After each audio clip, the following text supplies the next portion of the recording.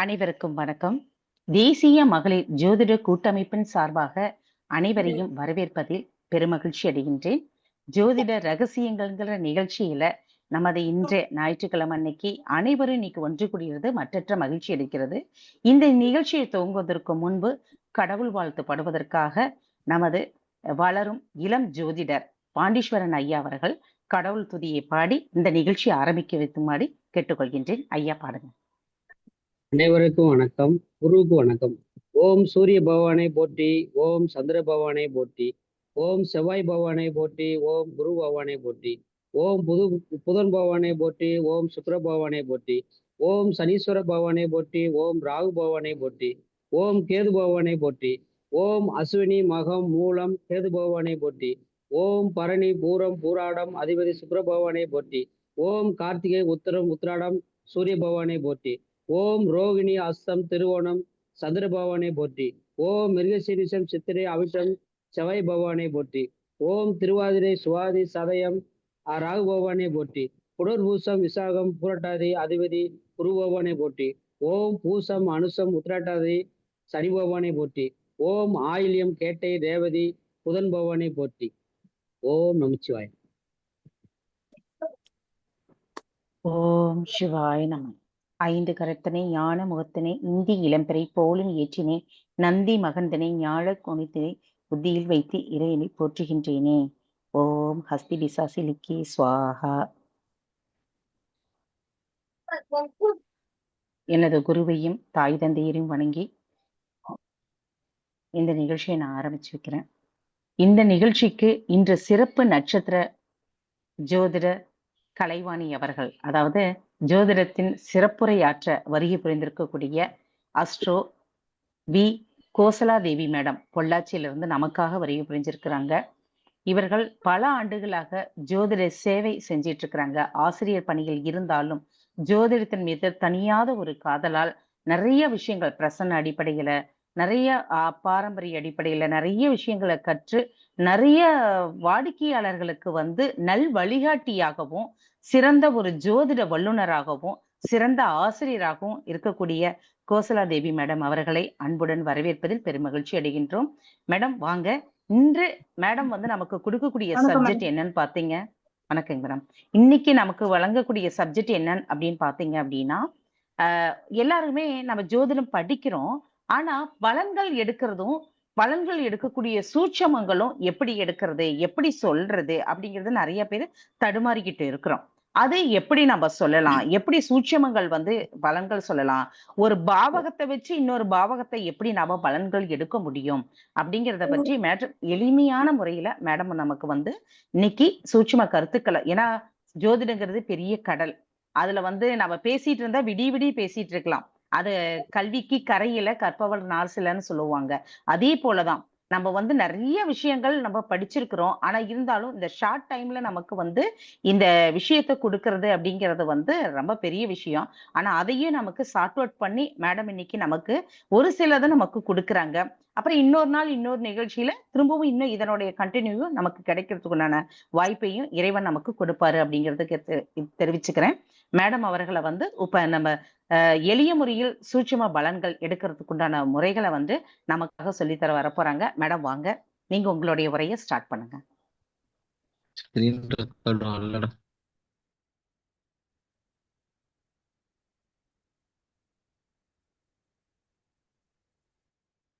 Madam உங்களோட voice break ஆகுது.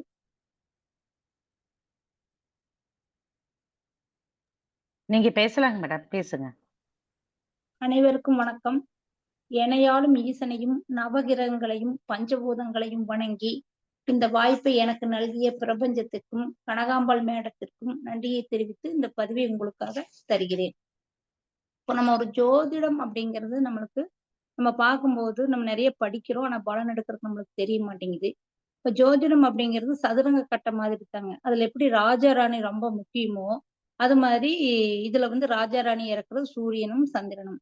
இப்ப சூரியன் அப்படின்னு எடுத்துட்டோம்னா அவர்ல இருந்து சிம்மத்துல இருந்து ஒரு 6 வீட்டை அவரோட வீடை எடுத்துக்கிறாரு. சந்திரன் எடுத்துட்டா கடகத்துல இருந்து ஒரு 6 வீட்டை அவரோட வீடை எடுத்துக்கிறாரு.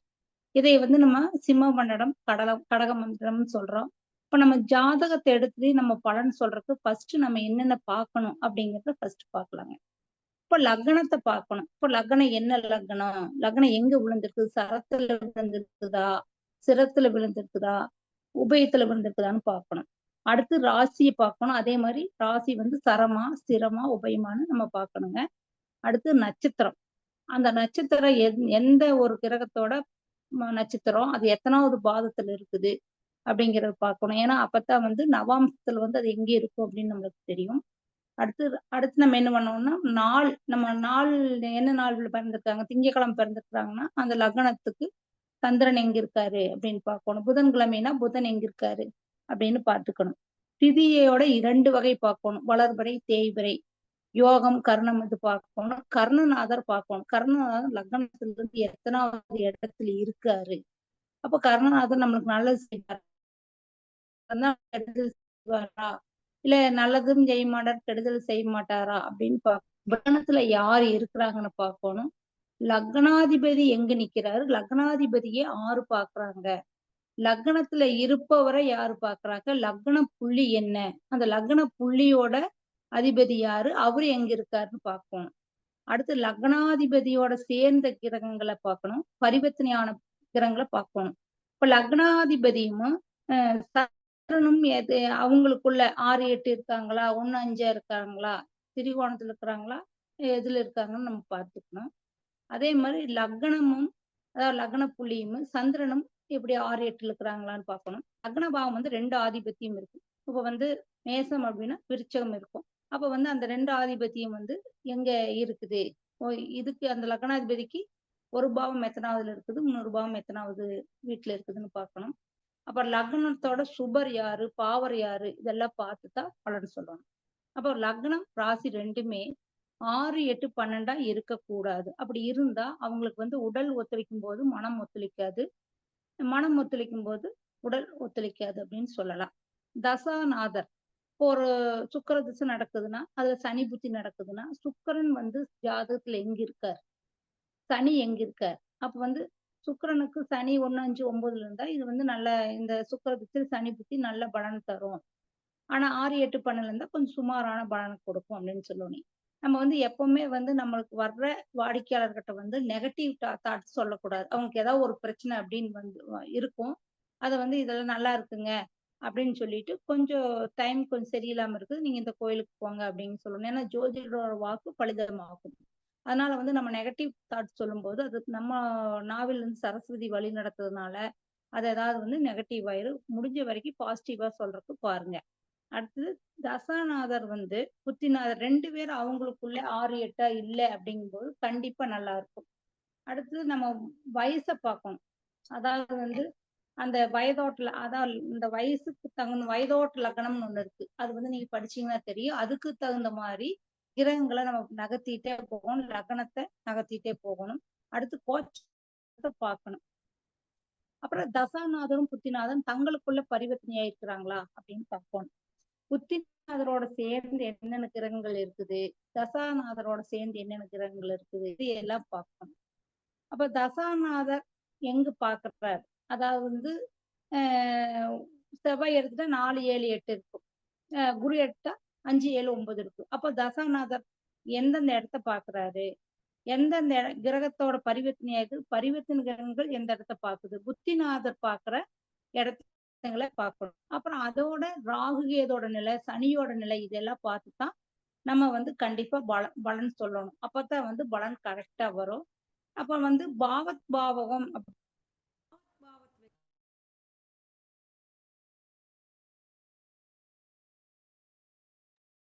மேடம் உங்க வாய்ஸ் கேட்கலைங்க மேடம், வீடியோவும் வரல. மேடமோடது லெஃப்ட் ஆயிருக்கிறாங்க. ஓகே, இப்ப அடுத்தது பார்த்தோம் அப்படின்னா நம்ம லக்னம் லக்ன புள்ளி மேடம் வந்துட்டீங்க. ஓகே, நீங்க கட் ஆயிடுச்சு. ஆமா ஆமா, சிக்னல் இதனால. ஓகே ஓகே, நீங்க பேசுங்க. ராசிநாதர் அப்ப நம்ம பேசி என்ன பேசிட்டு இருந்தோம்னாங்க, நம்ம பாவத் பாவம் அப்படின்னு பார்க்கும்போது இப்ப மேச லக்னம் உதாரணத்துக்கு எடுத்துட்டா மேசத்துக்கு வந்து 1, 5, 9 அப்படிங்கும்போது 5ஆம் இடம் அப்படிங்கிறது சிம்மராசி வரும். அதே 2ஆம் இடம், மேசத்துக்கு 2ஆம் இடம் வந்து ரிஷபம். ரிஷபத்துக்கு வந்து சிம்ம ராசி 4ஆம் இடமா வரும். அப்போ ஒவ்வொரு பாவத்துள்ளும் எடுத்து நம்ம பலன் சொல்லணும். இப்போ மேசத்துக்கு 3ஆம் இடம் அப்படிங்கிறது மிதுனம். மிதுனம் அப்படிங்கிற 3ஆம் இடங்கிறது இளைய சகோதரர். அந்த இளைய சகோதரருக்கு அந்த 5ஆம் இடமான சிம்மம் என்னவா வரும்? அதுக்கு இளைய சகோதரரா வரும். அப்போ வந்து ஒரு ஜாதகத்துல 3ஆம் இடத்துல 8ஆம் அதிபதி வந்து உட்கார்ந்துட்டு இருந்தாருன்னா, கண்டிப்பா இந்த ஜாதகத்துக்கு பின்னாடி இளைய சகோதரம் இல்லை. அப்படி இருந்தாலும் அவருக்கு வந்து சிறப்பா இருக்காது அப்படின்னு சொல்லணும். இப்படி வந்து ஒவ்வொன்றுக்கும் நம்ம வந்து பலன் எடுத்து சொல்லணும். இப்ப சூரியன் இருக்காரு அப்படின்னா, சனியோட நட்சத்திரத்துல இருந்தாலோ, சனியோட வீட்டுல இருந்தாலோ, கண்டிப்பா அந்த ஜாதகருக்கு ஏதாவது ஒரு எலும்பு முறிவு ஏற்படும். இல்லைன்னா எலும்பு தேய்மானம் கண்டிப்பா வாழ்க்கையில ஏற்படும் அப்படின்னு நம்ம அடிச்சு சொல்லணும். அடுத்து அகமை கிரகம் அப்படின்னு ஒண்ணு இருக்கு. அகமை கிரகம் அப்படின்னா 12 ராசி இருக்கு இல்லைங்களா? அதுல 9 நட்சத்திரம் இருக்கு. அந்த 9 கிரகங்கள் இருக்குது. அந்த 9 கிரகங்களும் அந்த ஒவ்வொரு கிரகத்துக்கும் நம்ம 3 நட்சத்திரம் கொடுத்திருக்காங்க. அந்த 3 நட்சத்திரத்திலயும் எந்த ஒரு கிரகமுமே இல்லை அப்படிங்கும்போது அந்த கிரகங்கள் நிக்காத நட்சத்திரம் வந்து அகமை அப்படின்னு சொல்றோம். அந்த அகமை கிரகம் எதுன்னு நம்ம பார்த்துட்டு அந்த அகமை கிரகத்தன்னைக்கு நம்ம வந்து வழிபாடுகள் செய்யணும்.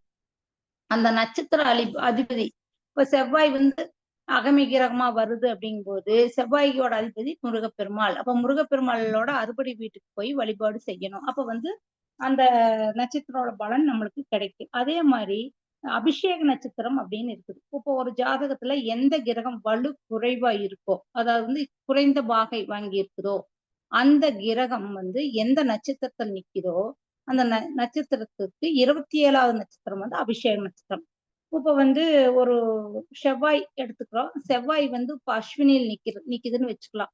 அந்த அஸ்வினியோட அதிபதி கேது பகவான். ஆனா அஸ்வினிக்கு 27 நட்சத்திரம் ரேவதி நட்சத்திரம். அந்த ரேவதி நட்சத்திரம் தான் அபிஷேக நட்சத்திரம்.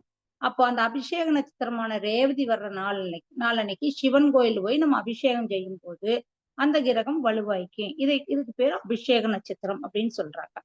இப்ப லக்னத்துல சனி குரு, அதாவது வந்து லக்னத்தோட சனி குரு சூரியனோட தொடர்பு இருந்தா, இப்ப வந்து சனியோட நட்சத்திரமா இருக்குது, இல்ல லக்னத்துல சனி இருக்குது, இப்படி இருக்கும்போது சூரியனோ குருவோ லக்னத்தை பார்த்துச்சு அப்படின்னா நம்ம கண்டிப்பா பணிவா இருந்தா கண்டிப்பா வாழ்வியல உச்சத்தை தொழிலா நம்மளுக்கு புகழ் கிடைக்கும் அப்படின்னு ஒரு விதியை நம்ம சொல்லலாம். அடுத்து திருமணம் பற்றி ஒருத்தர் நம்ம வந்து ஏதாவது ஒரு பக்கம் போனோம்னா நம்ம ஜோசியம் படிச்சுட்டோம் அப்படின்னா எனக்கு என்ன இருக்கு, எனக்கு எப்படி இருக்குது, எனக்கு இந்த ராசி எனக்கு எப்படி இருக்குது, எப்ப கல்யாணம் ஆகுது, இப்படி ஏதோ ஒரு கேள்வி கேட்பாங்க இல்லைங்களா? அப்ப ஏதாவது திருமணம் பற்றி ஏதாச்சும் ஒரு பேச்சு வருதுன்னா அப்ப நம்ம கட்டம் போட்டுட்டுலாம் இருக்கணும்னு அவசியம் இல்லை. அவங்க கேக்குறாங்க எங்களுக்கு திருமணம் எப்போ ஆகும் அப்படின்னா அந்த டயத்துல ஏதாவது கணவன் மனைவி உள்ள வந்தாலோ வெளியே போனாலோ, ஒரு மாங்கல்ய பெண் வந்து நிறைய பூ வச்சுட்டு வந்தாலோ, ஒரு கன்னிப்பெண் பூ வச்சுட்டு வந்தாலோ, அப்ப வந்து உங்களுக்கு என்ன திசை நடக்குதோ அந்த திசை முடியிருக்குள்ள உங்களுக்கு கல்யாணம் புத்தி முடியிருக்குள்ள கல்யாணம் ஆயிரும் அப்படின்னு நம்ம சொல்லணும். இப்படி வந்து நம்மளே வந்து ஒரு சூட்சமத்தை எடுத்து சொல்லிக்கலாம். அடுத்தது சுவாதி நட்சத்திரத்துல ஏதாவது ஒரு கிரகம் இருக்குது அப்படின்னு வச்சுக்கிட்டா கண்டிப்பா அவங்க வந்து ஏதாவது அருவியில் ஒரு பக்கம் போறாங்க, ஒரு அருவி கொட்டுதுன்னா அங்க குளிக்கணும்னு நினைப்பாங்க. ஏன்னா சுவாதி நட்சத்திர கிரகம் இருந்தா நம்ம எந்த கிரகம் இருந்தாலும் நம்ம சொல்லலாம், நீங்க வந்து அருவியில குளிக்கிறதுக்கு வந்து விருப்பப்படுவீங்களா அப்படின்னு சொல்லலாம். அதே மாதிரி அஸ்வினி 4ஆம் பாதத்துல இருந்து பரணி 2ஆம் பாதத்துல ஏதாவது ஒரு கிரகம் இருக்குதா, அங்க அந்த கிரகத்தோட திசை வந்துச்சுன்னா அவங்க வீட்டுல தேனி கூடு கட்டும், இல்லைன்னா குளவி கூடு கட்டும். தேனி இல்லைன்னா அவங்கள கொத்தும், குளவி கொத்தும். இதை நம்ம அடிச்சு சொல்லலாம். அடுத்தது இப்ப வந்து சுவாதியில நட்சத்திரமோ ராசியோ இருந்த சுவாதி நட்சத்திரம் சந்திரனோ வேற எந்த கிரகம் இருந்தாலும் அவங்களோட முதல் சேமிப்பு ஏதோ ஒரு வகையில வீணா போயிடும் அப்படின்னு நம்ம சொல்லலாம். நீங்க ஃபர்ஸ்ட் நீங்க பணம் சேர்த்து வச்சிருந்தீங்க, அது ஏதோ ஒரு வகையில உங்களுக்கு விரயமாயிருக்கும் அப்படின்னு சொன்னா ஆமாங்க அப்படின்னு சொல்லுவாங்க. சுவாதியில் வந்து 10க்குரிய சனி, அதாவது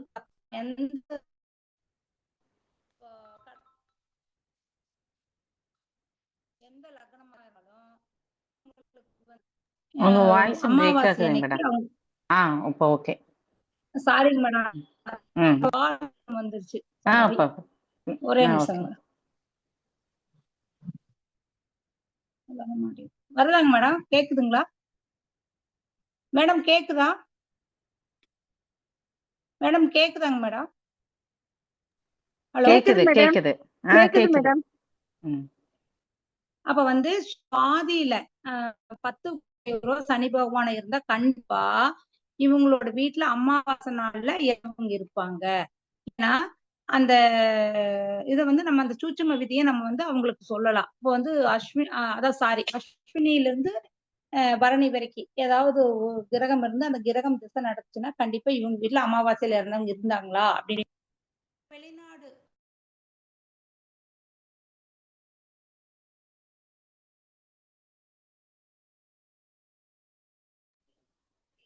ஸ்ட்ரக் ஆயிடுச்சு மேடம்க்கு. கொஞ்சம் மழை பெஞ்சிட்டு இருக்குதே என்னன்னு தெரியல. இவங்களே வெளிநாடு போயிட்டாங்க போல இருக்கு. வெளிநாடுன்ட்டு அப்படி ஸ்ட்ரக் ஆயிடுச்சு.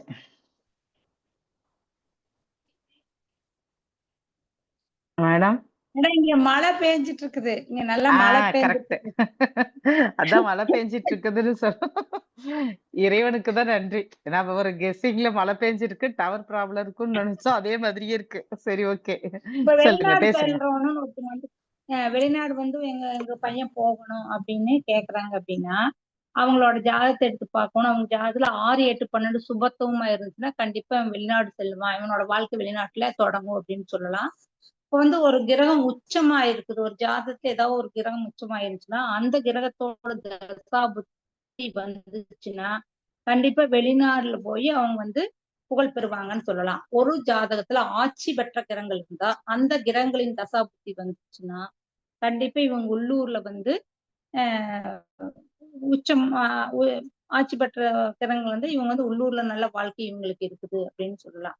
ஆனா புதன் பகவானுக்கு மட்டும் உச்சம் பெற்றா இவங்க வெளிநாட்டுக்கு போனாலும் நல்லா இருப்பாங்க, உள்ளூர்லயும் நல்லா இருப்பாங்கன்னு சொல்லலாம். என்ன காரணம்னா புதன் ஒருத்தர் தான் தன்னோட வீட்டுல கன்னி வீட்டுல உச்சமடைகிறார். அந்த கன்னி வீட்டுல அவன் ஆட்சி ஆகுறதுனால வெளிநாடு போனாலும் நல்லா இருப்பாரு, உள்ளூர்லயும் நல்லா இருப்பாங்க அப்படின்னு சொல்லலாம். இப்போ 2ஆம் இடத்துல சனி பகவான் இருக்கிறார் அப்படின்னு வச்சுக்கலாம். அப்ப 2ஆம் இடம் அப்படிங்கிறது தனம், குடும்பம், வாக்கு. அப்ப வந்து நம்ம ஏதாவது ஒரு வருமானத்துக்காக போறோம் அப்படிங்கும்போது நம்மளோட வாக்கு, அதாவது வந்து நம்ம சாப்பிடுறது வாயினாலதான் சாப்பிடுறோம். அதனால பழைய சாப்பாட்டை நம்ம சாப்பிட்டு போனா அந்த வருமானம் நம்மளுக்கு இரட்டிப்பா கிடைக்கும் அப்படின்னு சொல்லலாம். அடுத்தது சனியோட வீட்லயோ சனி பகவானோட நட்சத்திரத்திலயோ ஏதாவது ஒரு கிரகம் இருந்தா கருப்பு நிறம் அதிகமா இருக்கிற நம்ம வந்து சனியோட நட்சத்திரம் பூசம், அனுச, உத்திர நட்சத்திரக்காரர் கண்டிப்பா கருப்பு நிறம் யூஸ் பண்ணா நல்லா இருக்கும். மகரம், கும்பராசிக்காரங்க வந்து கருப்பு நிறம் யூஸ் பண்ணா நல்லா இருக்கும். அதே மாதிரி மகரம், கும்பம் ராசியில ஏதாவது ஒரு கிரகங்கள் இருந்தாலும் அவங்க கருப்பு கலர் யூஸ் பண்ணலாம். அதே மாதிரி சனி பகவானோட நட்சத்திரத்துல ஏதாவது ஒரு கிரகம் இருந்தாலும் அவங்க வந்து கருப்பு கலர் யூஸ் பண்ணலாம். அப்படி ஏன்னா நம்ம ஊர்ல பெரியவங்கள கருப்பு யூஸ் பண்ணக்கூடாதும்பாங்க. ஆனா இப்படி இருக்கும்போது கண்டிப்பா கருப்பு கலர் யூஸ் பண்ணலாம். அடுத்து ஒரு ஜாதகத்தை எடுத்துட்டா புஷ்கர நவாம்சம் அப்படின்னு சொல்லுங்க இல்லைங்களா, அந்த புஷ்கர நவாம்சத்துல ஏதாவது ஒரு கிரகம் இருந்து அந்த கிரகத்தோட தசா புத்தி வந்துச்சுன்னா அந்த புஷ்கர நவாம்சம் வாங்கின கிரகம் லக்னத்துக்கு 6, 8, 12 இல்லாம இருந்தா கண்டிப்பா அந்த ஜாதகர் வந்து வாழ்வில் உச்சத்தை தொடுவார்னு சொல்லலாம். புஷ்கர நவாம்சம்னா என்னன்னு தெரியுமில்லங்க, சூரியனோட 1ஆம் பாதமும் 4ஆம் பாதமும், சந்திரன் சனியோட 2ஆம் பாதம், சுக்கிரனுக்கு 3ஆம் பாதம், ராகுக்கு 4ஆம் பாதம், குருவுக்கு 2 நாள். அதாவது சூரியனோட நட்சத்திரங்களுக்கு 1, 4ஆம் பாதம், சந்திரனுக்கும் சனி பகவானுக்கு 2ஆம் பாதம், சுக்கிரனுக்கு 3ஆம் பாதம், ராகுக்கு வந்து 4ஆம் பாதம், குருவோட 2வது பாதம் 4ஆம் பாதம். இந்த பாதத்துல ஏதாவது கிரகம் இருந்து அந்த கிரகம் வந்து தசாபுத்தி நடத்துனா அந்த கிரகம் லக்னத்துக்கு 6, 8, 12 மறையாமல் இருந்தா கண்டிப்பா இந்த ஜாதகர் வந்து அந்த நேரங்கள்ல நல்ல பலனை பெறுவார் அப்படின்னு சொல்லலாம். அதே மாதிரி இப்போ வந்து 40 வயசுக்கு முன்னாடி யாராச்சும் ஹலோ இன்னொரு முறை நீங்க சொல்லுங்களேன். பேசுங்க அந்த மேடம், நீங்க பேசுங்க, நீங்க சொல்லுங்க. புஷ்கர நவாம்சம் அப்படின்னு நம்ம படிப்போம் இல்லைங்களா ஜாதகத்துல. புஷ்கர நவாம்சம் அப்படிங்கிறது சூரியன் அப்படின்னா சூரியனோட 1ஆம் பாதமும் 4ஆம் பாதம் வந்து புஷ்கர நவாம்சம். அந்த சூரியனோட 1ஆம் பாதத்திலையும் 4ஆம் பாதத்துல ஏதாவது கிரகம் இருந்தா, இப்ப உதாரணத்துக்கு வந்து கார்த்திகை 1ஆம் பாதத்துல சந்திரன் இருக்குதுன்னு வச்சுக்கிட்டா அப்ப வந்து அந்த ஜாதகர் வந்து புஷ்கர நவாம்சத்துல பிறந்திருக்கிறார் அப்படின்னு சொல்லலாம். இப்ப பூசம் 2ஆம் பாதம் சனி பகவானோட நட்சத்திரம் 2ஆம் பாதத்துல வந்து புஷ்கர நவாம்சம். அப்ப பூசம் 2ஆம் பாதத்துல ஏதாவது ஒரு கிரகம் இருந்துச்சுன்னா சந்திரன் இருந்தா சந்திரன் சொல்ல, சூரியன் இருந்தா சூரியன் உங்க அப்பா வந்து நல்ல சுகமா இருப்பாரு அப்படின்னு சொல்லலாம். அந்த தசாபுத்தி வந்து லக்னத்துக்கு தசாபுத்தி காலங்கள் ஜாதகர் வாழ்வில் உச்சத்தை தொடுவார் அப்படின்னு சொல்லலாம். சந்திரனோட 2ஆம் பாதம், அதாவது வந்து ரோகிணி நட்சத்திரம் 2ஆம் பாதத்துல ஒரு கிரகம் இருக்குது. அந்த கிரகத்தோட தசாபு புதன் இருக்குதுன்னு வச்சுக்கலாம். அந்த புதனோட தசாபுத்தி காலங்கள்ல ஜாதகருக்கு நல்லது நடக்கும்னு சொல்லலாம். இப்ப எழுதிக்கங்க. சூரியனுக்கு வந்து புஷ்கர நவாம்சம் 1-4, சந்திரனுக்கும் சனி பகவானுக்கும் 2ஆம் பாதம், சுக்கிரனுக்கு 3ஆம் பாதம், ராகுக்கு 4ஆம் பாதம், குருவுக்கு 2-4. அதாவது வந்து புஷ்கர நவாம்சம் வந்து நம்ம கிரக வரிசையில் பார்த்தா 1, 5, 9 இந்த இதுக்கு வந்து புஷ்கர நவாம்சம் வராது. 1ங்கிறது கேதுவோட நட்சத்திரத்துக்கு புஷ்கர நவாம்சம் வராது. 5 அப்படிங்கிறது செவ்வாயோட நட்சத்திரத்துக்கு புஷ்கர நவாம்சம் வராது. 9ங்கிறது புதனோட நட்சத்திரத்துக்கு புஷ்கர நவாம்சம் வராது. ஓகேங்களா?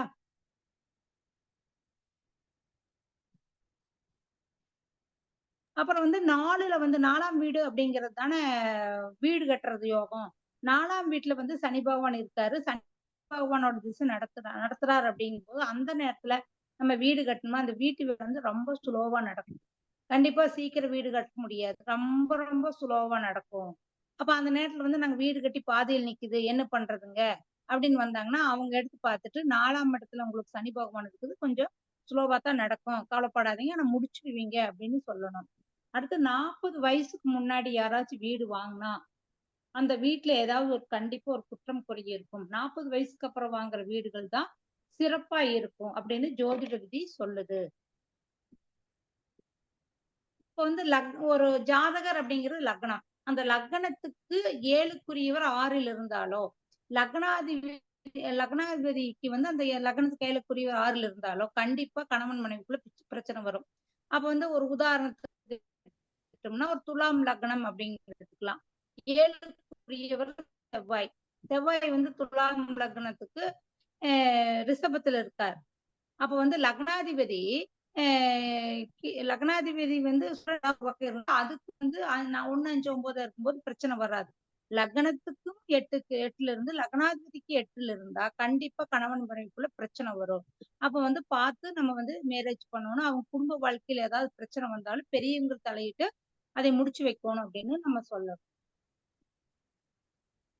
இப்போ வந்து சந்திரன் வந்து நட்சத்திரம், அதாவது வந்து சந்திரனோட நட்சத்திரம் அப்படின்னா ரோகிணி, அஸ்தம், திருவோணம். இந்த நட்சத்திரத்துல வந்து லக்ன புள்ளி அமைஞ்சாலோ, லக்னாதிபதி உட்கார்ந்துருந்தாலோ கண்டிப்பா அந்த ஜாதகம் வேகமா செயல்படுவார் அப்படின்னு சொல்லி. அத வந்து சந்திரனோட நட்சத்திரத்துல லக்னமோ லக்ன புள்ளியோ லக்னாதிபதியோ இருந்துட்டா இந்த ஜாதகம் ரொம்ப ஸ்பீடா செயல்படுவார். ஏன்னா சந்திரனுங்கிறது ஸ்பீடா போற கிரகம். அதே மாதிரி சனியோட நட்சத்திரத்துல காசு கிடைக்கும்ல கடையில குடுத்துக்கிறது அது அப்படி எடுத்துக்கிட்டா பரவாயில்லைங்கிறது.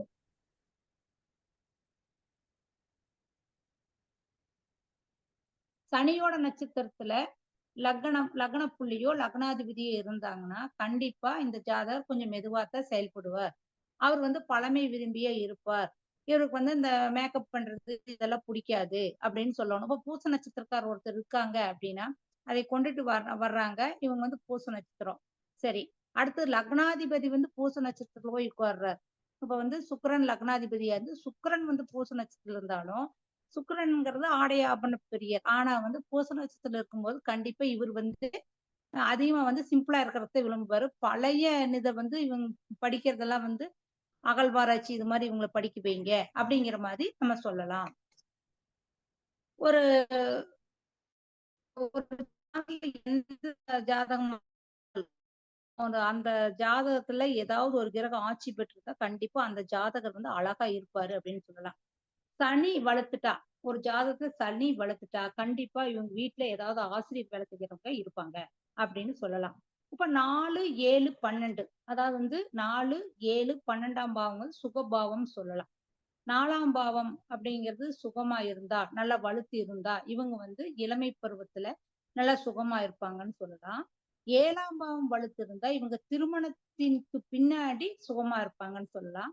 12ஆம் பாவம் வலுத்து இருந்தா இவங்களுக்கு வந்து கடைசி காலங்கள் வந்து சுகமா இருக்கும் அப்படின்னு சொல்லலாம். இப்போ 1, 2, 5, 8 அதாவது 1, 2, 5, 8, 11 அது 2, 5, 8, 11 பணபரஸ்தானம். அதுல 1 சேர்த்துக்கணும். இந்த இந்த இடத்துல வந்து ஏதாவது ஒரு கிரகம் இருந்து ஆட்சி நடத்தினா அந்த காலகட்டங்கள்ல இந்த ஜாதகருக்கு நிறைய பணம் வரும் அப்படின்னு சொல்லலாம். பணபரஸ்தானம் ஆட்சி ஏன்னா அந்த கிரகம் வந்து வலுப்பெற்றோ இருந்தா கண்டிப்பா இவங்களுக்கு பணம் வரும்னு சொல்லலாம். அப்புறம் 1, 2, 5, 8, 11 சனி இருந்துட்டாருன்னா கண்டிப்பா அந்த ஜாதகம் வந்து விஐபி ஜாதகம். அந்த ஜாதகருக்கு அந்த தசாபுத்தி வந்துச்சுன்னா கண்டிப்பா அந்த நேரத்துல அவரை தூக்கி விட்டுரும் அப்படின்னு சொல்லுது. செவ்வாய் அப்படிங்கிறது மங்களகாரகன் அப்படின்னு சொல்றான். செவ்வாய் வந்து எந்த இடத்த பார்த்தாலும் அந்த இடத்துல தோஷம் இருந்தா நீங்கிரும். இது வந்து யாருமே சொல்றது இல்லைங்க அதிகமா. செவ்வாய் வந்து எந்த இடத்துல இருந்தாலும் சரி பரிசா. ஓஹோ. ஆமா. மத்தவங்க மீட் போடுங்க.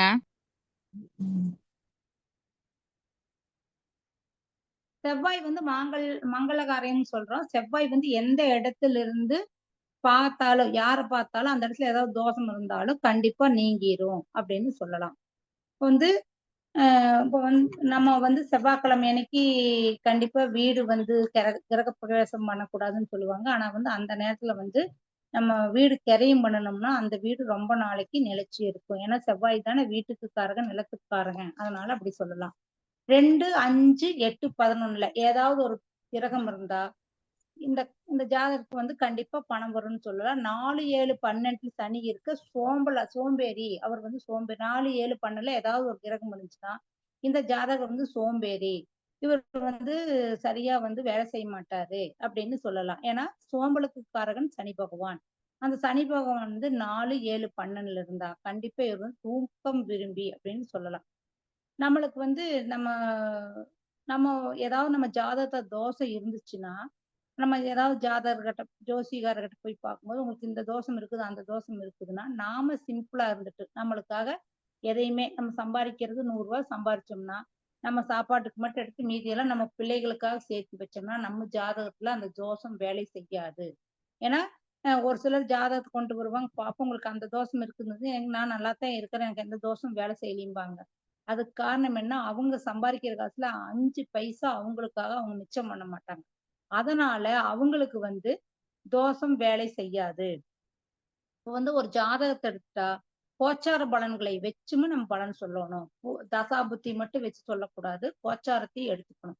அந்த கோச்சார பலன்கள் 25 அதாவது 25% வேலை செய்யும். தசாபுத்தி 75% வேலை செய்யும். இப்போ மத்தியம வயசுல 40 வயசுக்கு மேல எந்த திசை வந்தாலும் கண்டிப்பா அவருக்கு நல்லதுதான் செய்யும், கெட்டது செய்யாது. இப்போ 10ல புதன் இருந்தா பத்தர யோகம்னு சொல்றான். இப்போ பத்தர கரணத்துல பிறந்தவங்க வந்து ஒரு அதிர்ஷ்டசாலிகள். ஏன்னா அவங்க வந்து பத்தர கரணத்தோட அதிபதி வந்து கோழி. அவங்க வந்து அடுத்தவங்க செய்யறதுக்காக இவங்க புகழடைவாங்க. இப்ப ஆத்மகாரகன் அப்படிங்கிறது வந்து ஒரு ஜாதகத்துல எந்த கிரகம் அதிகமான பாகை வாங்கி இருக்குதோ, ஒரு ஜாதகத்தை எடுத்துட்டா குரு பகவான் வந்து நிறைய பாகை அதாவது நிறைய டிகிரி வாங்கி இருக்காரு அப்படின்னா அவர்தான் ஆத்மகாரகன் அப்படின்னு சொல்றோம். அப்போ அந்த குரு பகவான் வந்து இவருக்கு நல்லதே செய்வார். ஆத்மகாரகன் அப்படிங்கிறவர் வந்து உயிர் கொடுப்பவர். அவர் 6, 8, 12 இருந்தாலும் நல்லதான் செய்வார். இப்ப வந்து நம்ம அம்மா அப்பா வந்து நம்ம என்னதான் நம்ம வந்து அவங்களுக்கு என்ன பண்ணாலும் நம்மளுக்கு நல்லது செய்யறாரு இல்லைங்களா? அது மாதிரி 10 அம்மாவுக்கு சமம் வந்து ஆத்மகாரகன். தசாநாதர் வந்து ஜாதக கட்டத்துல லக்னத்துல எந்த இடத்துல இருக்கிறாருன்னு பார்த்துட்டு கோச்சாரத்துல இப்ப வந்து சனி இருக்காருன்னா சனி திசை நடக்குது அப்படின்னா சனி 8ஆம் இடத்துல இருந்து திசை நடக்குது அப்படின்னா ஆனா கோச்சாரத்துல வந்து 1, 5, 9 இருக்குது அப்படின்னா அந்த அளவுக்கு பெரிய பாதிப்பு வராது, கொஞ்சம் நல்லா இருக்குது, இந்த கோச்சாரம் முடிவு வரைக்கும் உங்களுக்கு நல்லா இருக்குது அப்படின்னு நம்ம பலன் சொல்லணும். 3ஆம் அதிபதி 8ல 8ஆம் அதிபதி 3லும் இருந்தா கண்டிப்பா இவருக்கு வந்து ஆயுள் கெட்டி. 3ஆம் அதிபதி 3க்கு வந்து 3ல இருந்து என்னென்னம்னா 8 வந்து 8க்கு வந்து 8 வந்து 3ஆம் இடம். அப்ப 8ஆம் அதிபதி 3ல் இருந்தாலோ 8ஆம் அதிபதி 8ல் இருந்தாலோ சனி பகவான் 8ல் இருந்தாலோ கண்டிப்பா அந்த ஜாதகத்துக்கு ஆயுள் கெட்டி அப்படின்னு சொல்லலாம். இப்ப வந்து இப்படி வந்து நம்ம ஒவ்வொன்றையும் லிங்க் பண்ணி நம்ம பலன் எடுத்து சொல்லணும்.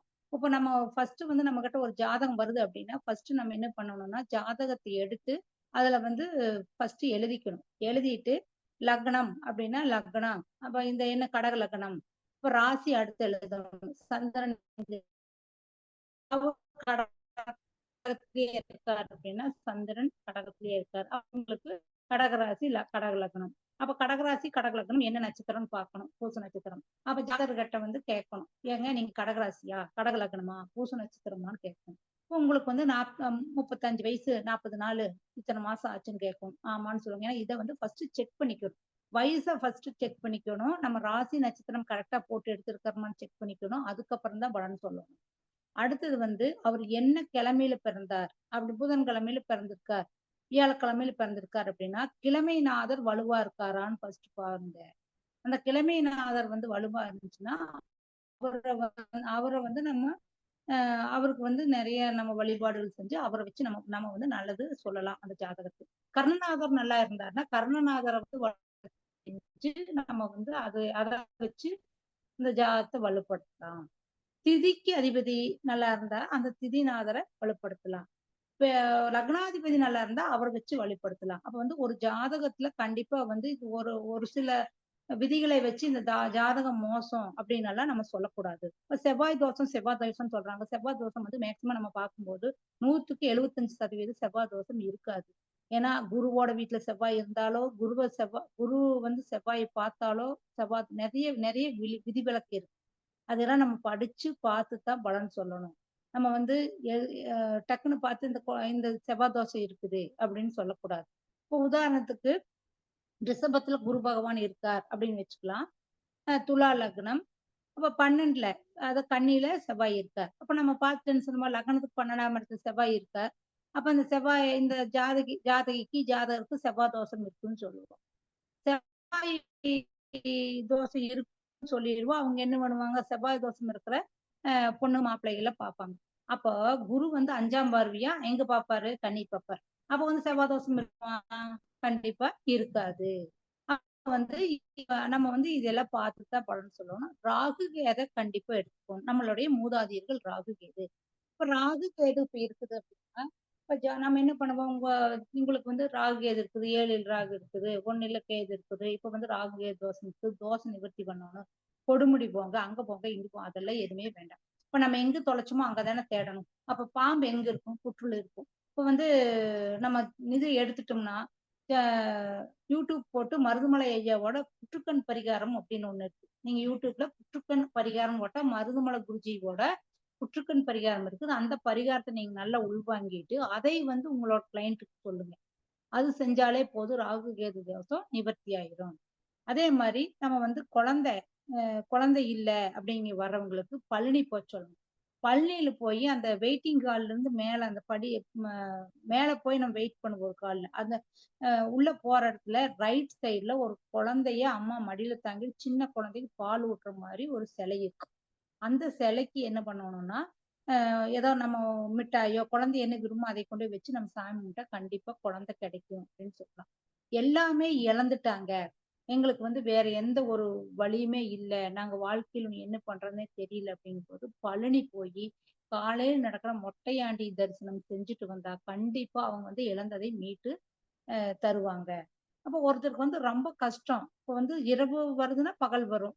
அதே மாதிரி நம்மளுக்கு கஷ்டம் வந்துச்சுன்னா அடுத்து நல்லது வரும். கண்டிப்பா இது வந்து பிரபஞ்ச நியதி. இப்ப கஷ்டத்தோட வர்றாங்கன்னா கண்டிப்பா உங்களுக்கு இது நடக்கும். எதுவுமே பண்ண வேண்டாம். விநாயகர் கோயிலுக்கு போய் ஒரு அருகம்புல்லை வச்சு சூடம் பத்தி கும்பிட சொல்லுங்க. விநாயகருக்கு மீறின கடவுள் இல்லை, அவர் தான் வந்து எல்லாத்துக்கும் பெரிய கடவுள். விநாயகர் வழிபாடு எடுத்துக்க சொல்லுங்க, அது நல்லா இருக்கும். அதே மாதிரி இங்க பொள்ளாச்சி பக்கத்துல பாலாற்றங்கரை ஆஞ்சநேயர் கோயில்னு ஒரு கோயில் இருக்குங்க. நான் ஏற்கனவே ஒரு வீடியோ போட்டிருக்கிறேன். ஆலய தரிசனம் அற்புத பரிகாரம்னு என்னோட ஆன்லைன் அஸ்ட்ரோ டிவில இருக்குது, போய் பாருங்க. இந்த கோவை மாவட்டத்தை சுத்தி இருக்கிற கோயில்கள் பற்றிய எல்லா பரிகாரமும் சொல்லியிருக்கிறேன். அந்த ஆஞ்சநேயர் கோயிலுக்கு நம்ம போனோம்னா அந்த கணவன் மனைவி, அதாவது சீதாவையும் ராமரையும் சேர்த்து வச்சு ஆஞ்சநேயர் தானே. அப்ப வந்து இங்க போய் நம்ம வழிபாடு செய்யும்போது கணவன் மனைவி பிரச்சனை தீருது. அதே மாதிரி நம்ம வீட்டுல ஏதாவது திருட்டு போயிட்டாலோ, ஏதாவது நம்மளை ஆராய்ச்சி ஏமாத்திட்டாங்கன்னாலோ, ஆனமலை மாசாணியம்மன் கோயில் நீங்க கேள்விப்பட்டிருப்பீங்க. அங்க போய் மிளகாய் வழிபாடுன்னு அது செஞ்சுட்டு வந்தா கண்டிப்பா 3 மாசத்துக்குள்ள நம்ம பொருள் திரும்பி வந்துரும். இல்லைன்னா திரும்பியே வரலைனாலோ, அந்த நம்ம பொருள எடுத்தவங்களுக்கு தக்க தண்டனை அந்த அம்மா குடுப்பாங்க. அதுக்கப்புறம் நம்ம தெரிஞ்சுட்டு போய், அதுக்கப்புறம் எண்ணெய் காப்பு செலுத்தி வழிபாடு செய்யலாம். அடுத்தது ஒத்தக்கால் மண்டபத்துக்கு பக்கத்துல நவகோடி நாராயண சாமின்னு ஒரு கோயில் இருக்கு.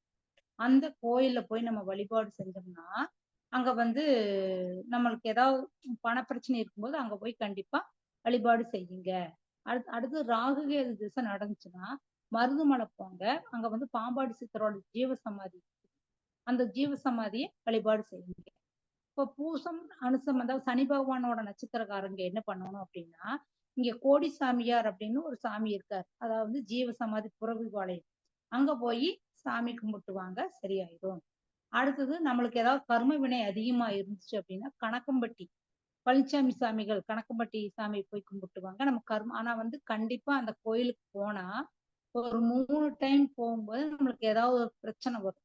நானே அத அனுபவிச்சிருக்கிறேன். நம்மளுக்கு ஒரு பிரச்சனை வரும். என்ன காரணம்னா, நம்ம கர்மாவ பிரச்சனை குடுத்து அவர் வந்து சரி பண்றதுக்காக பிரச்சனை குடுப்பார். அதுக்கப்புறம் நம்ம இங்க போய்தான் நம்மளுக்கு இப்படி ஆயிடுச்சு.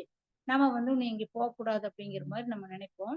அப்படி வந்து அப்படி பிரச்சனை வந்துச்சுன்னா நம்ம என்ன பண்ணணும்? மறுபடியும் அங்கேயே போனா நம்ம கர்ம வினை தீர்த்து நம்மளோட பிரச்சனையை சால்வ் பண்ணி நம்மளுக்கு நல்ல அருள் செய்வார் அந்த கணக்கம்பட்டி சாமிகள்.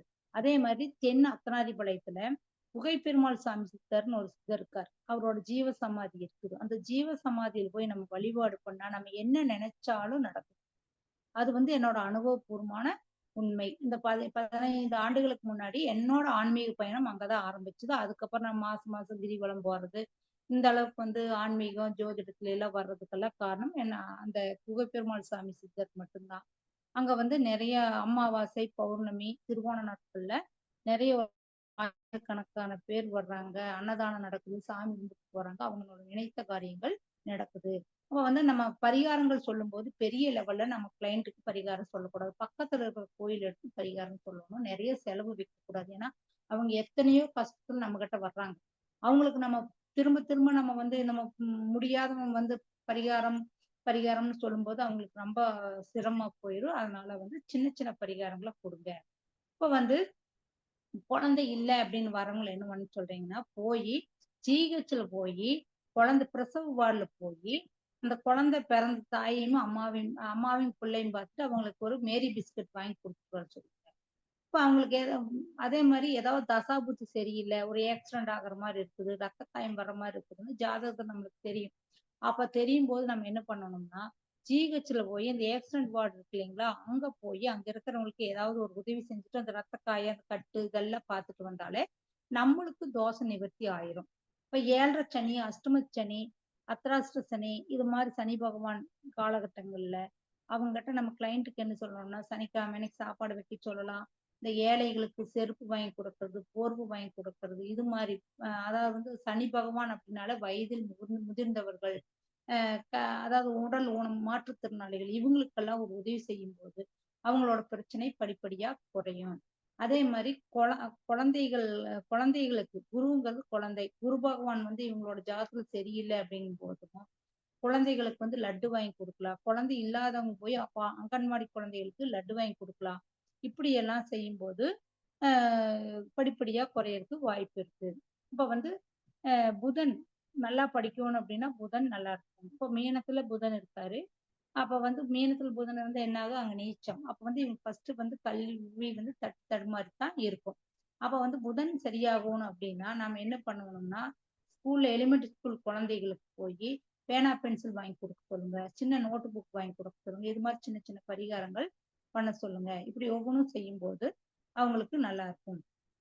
அதே மாரி சுக்கிரன் சரியில்ல அப்படிங்கும்போது, வெள்ளிக்கிழமை அன்னைக்கு மகாலட்சுமி கோயில்ல போய் மல்லிகைப்பூ வாங்கி அங்க இருக்கிற பெண்களுக்கு குடுக்க சொல்லுங்க. இப்படி தொடர்ந்து நம்ம செய்யும் பொழுது, கண்டிப்பா நம்மளோட கிளையண்ட் வந்து நம்மள விட்டு மாட்டாங்க. நம்மளுக்கு திரும்ப திரும்ப நம்ம கிட்ட தான் வருவாங்க. எதா இருந்தாலும் நம்மள கான்டாக்ட் பண்ணுவாங்க. இப்படி வந்து நீங்க குடுக்கலாம். இது மாரி நெறைய வந்து பரிகாரங்கள் இருக்குது. வரும் நாட்கள்ல உங்களுக்கு நெறைய குடுக்குறேன். எனக்கு இந்த வாய்ப்பை நல்கிய மேடம் அவர்களுக்கு நன்றியை தெரிவித்துக் கொள்கிறேன். நன்றிங்க மேடம். மிக்க மகிழ்ச்சி. நன்றி. ஏன்னா, ஒரு குறைந்த நேரத்துல நிறைவான நிறைய விஷயங்களை நீங்க வந்து கொடுத்துருக்கிறீங்க. ஒரு ஜாதகம் பார்க்குறோம் அப்படின்னா ஜனன ஜாதகத்தையும் கோச்சாரத்தையும் வச்சு பார்க்கணும். லக்ன புள்ளி, அடுத்தது லக்னாதிபதி, லக்னாதிபதிய சேர்ந்த கிரகங்கள், பார்த்த கிரகங்கள், லக்னாதிபதி யாரை பார்க்கிறாருங்கிறது, இது மாதிரி. அது மட்டும் இல்ல புஷ்கர நவாம்சம் அப்படிங்கிறது எல்லாம் ஏகப்பட்ட விஷயங்கள் வந்து நீங்க சொல்லியிருக்கிறீங்க. ரொம்ப மிக்க மகிழ்ச்சி, ரொம்ப சந்தோஷம். மிக அருமையான கருத்துக்கள் வழங்கிய அஸ்ட்ரோ வி கோசலாதேவி மேடம் அவர்களுக்கு நமது தேசிய மகளிர் ஜோதிட கூட்டமைப்பின் சார்பாகவும் இங்கு வருகை புரிந்த அனைவரின் சார்பாகவும் நன்றிகளை தெரிவித்துக் கொள்கின்றோம். நன்றி, வணக்கம்.